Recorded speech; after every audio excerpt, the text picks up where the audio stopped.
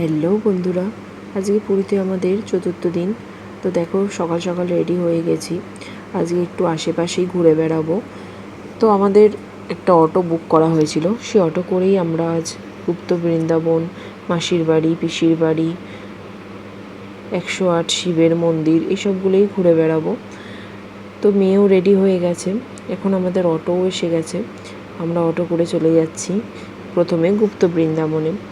তো এখানে এসে গেছি আমরা। এখানে এখন অটোর মধ্যেই জুতো খুলে আমরা টিকিট কেটে ঢুকে পড়েছি গুপ্ত বৃন্দাবনে। খুবই সুন্দর এই গুপ্ত বৃন্দাবন। বৃন্দাবনের একটা ছোট অংশ যেন এখানে উঠে এসেছে। চৈতন্য লীলার বিভিন্ন কাহিনী, রাধাকৃষ্ণর বিভিন্ন মূর্তি খুব সুন্দর করে এখানে সাজানো রয়েছে। জগন্নাথ দেব, বলরাম, সুভদ্রা সবাই এখানে আছে। এছাড়াও রামায়ণের বিভিন্ন গল্পও এখানে তুলে ধরা হয়েছে, মহাভারতের বিভিন্ন গল্পও এখানে তুলে ধরা হয়েছে। তো দেখতেই পাচ্ছ, প্রথমে চলে এসেছি একটা মন্দিরে, খুব সুন্দর করে সাজানো রয়েছে। আর এখানে রাধাকৃষ্ণকে খুব সুন্দর করে সাজিয়ে রাখা হয়েছে। সম্পূর্ণ কাঁচ দিয়ে ঘেরা মন্দিরটি, ভিতরে ঢুকতে দেয় না। প্রচুর ফুল দিয়ে সাজিয়ে রাখা হয়েছে, খুব সুন্দর দেখতে লাগছিল। এখানে রাধাকৃষ্ণের প্রচুর মন্দির আছে এবং প্রত্যেকটা মন্দিরই অপূর্ব, খুব সুন্দর করে সাজানো। তারপর আমরা আশেপাশে একটু ঘুরে দেখছিলাম। বিভিন্ন ধরনের মূর্তি রয়েছে, শ্রী চৈতন্যদেবের মূর্তি দেখতেই পাচ্ছ তোমরা। তো এখানে এসে আমরা একটু ফটো তুলে নিচ্ছিলাম, নিয়ে আবার আশেপাশে একটু ঘুরে দেখছিলাম আর কি আছে। অনেকটা জায়গা নিয়ে এই গুপ্ত বৃন্দাবন মন্দির। টিকিট কেটে তবেই এখানে প্রবেশ করতে হয়। এখানে খুব সুন্দর একটা রাধাকৃষ্ণের মূর্তি রয়েছে, দেখতেই পাচ্ছ।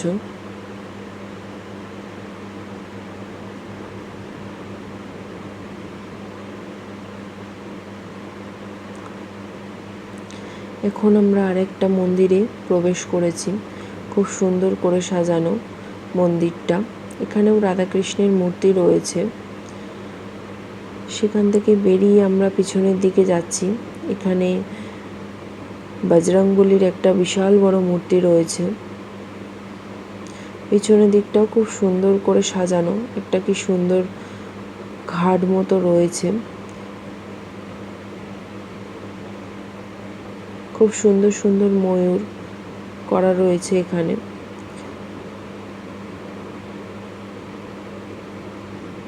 আর এখানে বিভিন্ন মহাভারতের কাহিনী তুলে ধরা হয়েছে।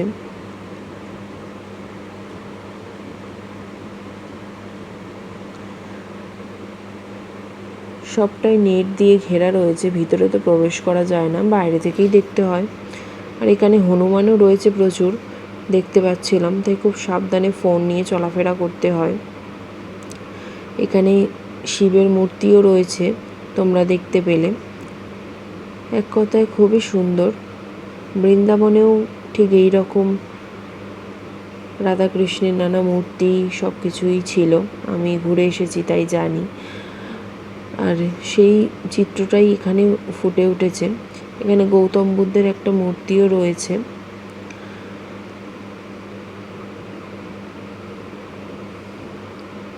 এক কথায় খুবই সুন্দর। তোমরা যারা অবশ্যই পুরী আসবে, এখানে কিন্তু অবশ্যই এসো, তোমাদের সত্যি খুব ভালো লাগবে।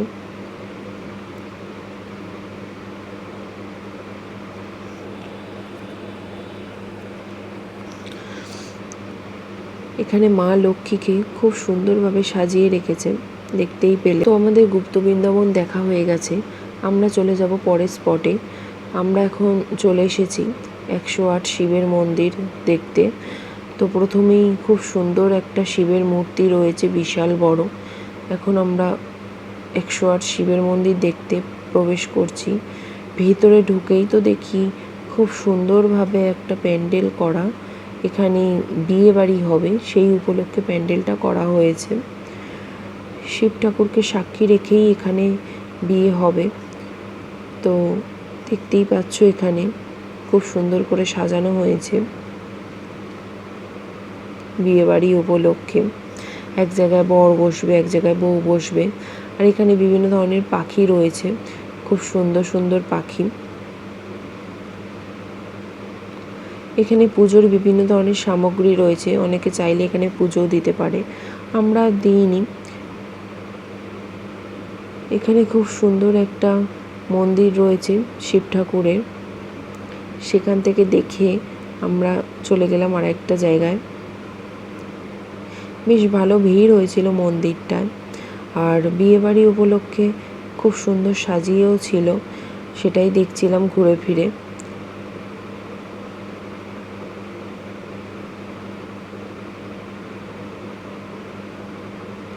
এখানে ভোগ রান্না হচ্ছিল, মন্দিরে ভোগ বিতরণ হবে সেই জন্য।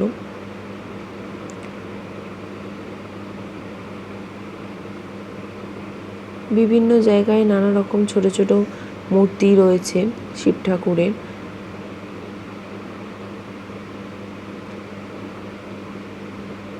খুবই সুন্দর মন্দিরটা, অনেকটাই বড়।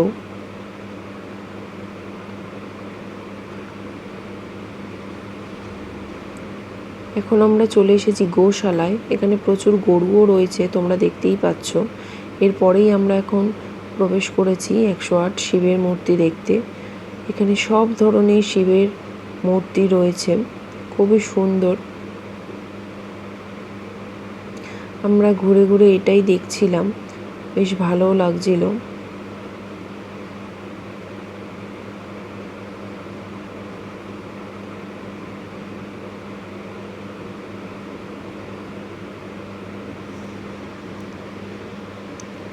অনেকে এখানে পুজোও দিচ্ছিল, আমরা আর পুজো দিইনি, কারণ আমরা এর আগে লিঙ্গরাজ মন্দিরে পুজো দিয়েছি। এখানে ঘুরে ঘুরে দেখছিলাম।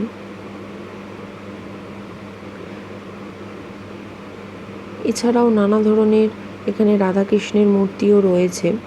এখানে যজ্ঞ হয়, তারই একটা যজ্ঞ স্থান রয়েছে, তোমরা দেখতেই পেলে। তোমরা যারা পুরী আসবে অবশ্যই কিন্তু এখানে এসো, খুব ভালো লাগবে। আর এখানে দেখো রাধাকৃষ্ণ কি সুন্দর দোল খাচ্ছে, খুব ভালো লাগলো দেখে। অপূর্ব সুন্দর করে সাজানো। পুরীর মন্দিরের কাছাকাছি অনেক রাধাকৃষ্ণের মন্দির আছে, খুব সুন্দর করে সাজানো, বেশ ভালো লাগবে দেখতে। আর এখানে বিভিন্ন ধরনের পাখিও রয়েছে, তোমরা দেখতেই পেলে। এখন আমাদের এই মন্দিরটি দেখা হয়ে গেছে, তো আমরা বেরিয়ে যাচ্ছিলাম। এরপরে চলে যাব আমরা পরের মন্দিরে।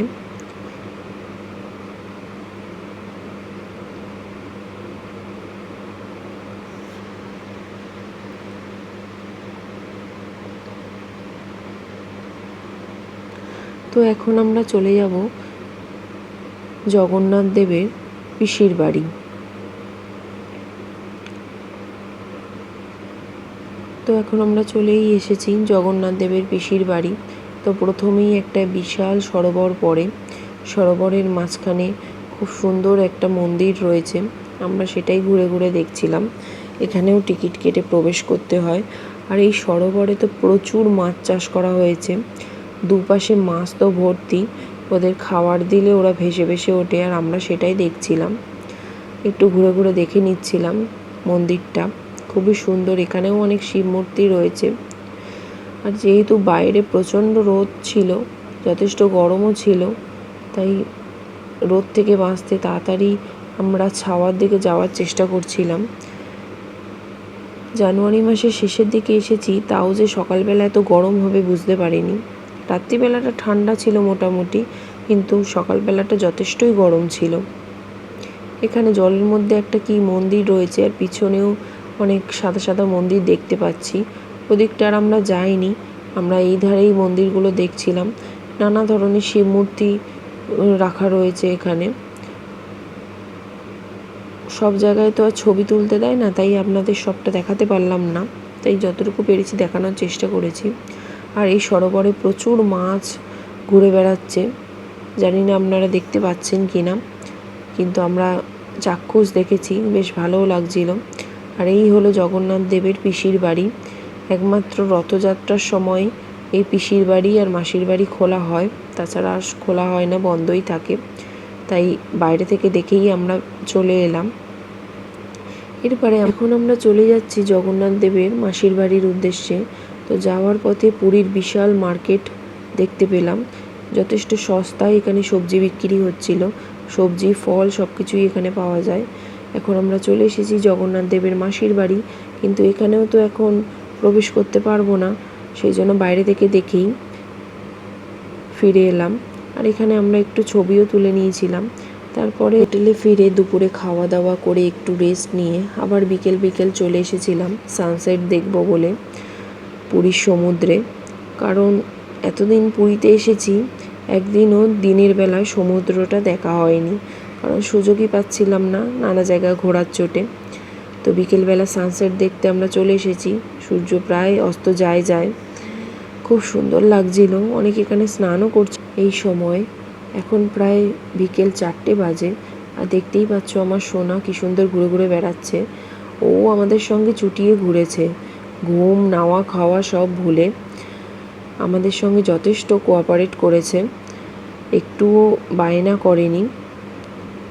কি সুন্দর একা একাই ঘুরে বেড়াচ্ছিল সমুদ্রের পাড়ে, বেশ মজাই লাগছিল। ও আমাদের মতো ঘুরতে প্রচণ্ড পরিমাণে ভালোবাসে। তো আমরা একটু উট চড়ে নিলাম মেয়েকে নিয়ে, আর ননদের মেয়ে ছিল সঙ্গে। তো সূর্য তো এখন অস্ত চলে গেছে, আমরা একটু সমুদ্রের পাড়ে দাঁড়িয়ে দাঁড়িয়ে সমুদ্রের হাওয়া খাচ্ছিলাম, আর একটু ঝালমুড়ি কিনে নিয়েছিলাম, সেটাই খাচ্ছিলাম। বেশ ভালোই লাগছিল সমুদ্রের হাওয়া খেতে, আর খুব সুন্দর লাগছিল সমুদ্রের ঢেউটা। দেখতে দেখতে প্রায় সন্ধে গড়িয়ে এলো, চারপাশে তো লাইট জ্বলে উঠেছে আর মেলাটাও সেজে উঠেছে। এখন আমরা হোটেলে ফিরে যাব, তো তার আগে সমুদ্রটাকে ভালো করে দেখে নিচ্ছিলাম। আজকের মতো এই পর্যন্তই, টাটা।